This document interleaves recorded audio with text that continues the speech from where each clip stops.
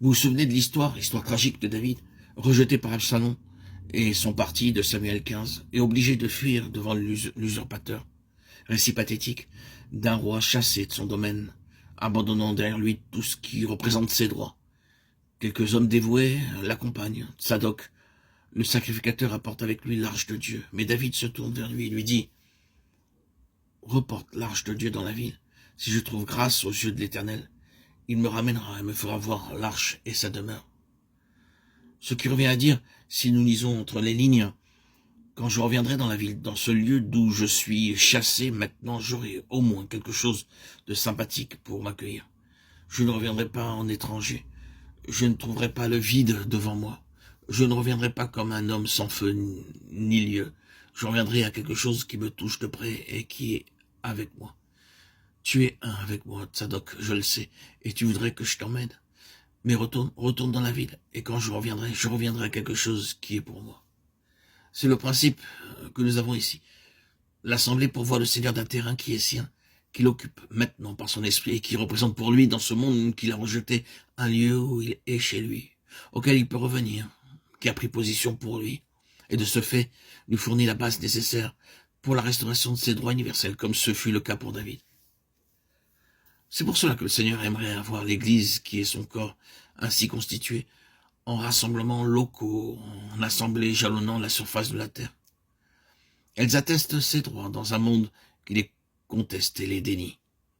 Par leur présence, elles déclarent en substance, oui, dans ce monde, ce sont ses droits qui sont les droits suprêmes, ce ne sont pas ceux de l'usurpateur. Elles entretiennent ce témoignage, et c'est à cette base-là qu'il revient. C'est là qu'il trouve l'instrument dont il a besoin pour recouvrer ses droits, droits qui lui ont été disputés et dont il a été dépouillé. Ce n'est pas peu de choses de recevoir le Seigneur. S'il revient là où il a été reçu, c'est parce qu'il est là chez lui. Aussi, vous comprenez pourquoi le diable s'acharne contre l'expression locale du témoignage, pour tâcher de la détruire, pour réduire à néant ces petits groupes d'enfants de Dieu qui sont unis à lui par une vie qui n'est pas d'ici-bas. C'est parce qu'ils représentent ses droits, les droits du Seigneur, et leur présence même est pour l'usurpateur une constante négation de ses droits à lui.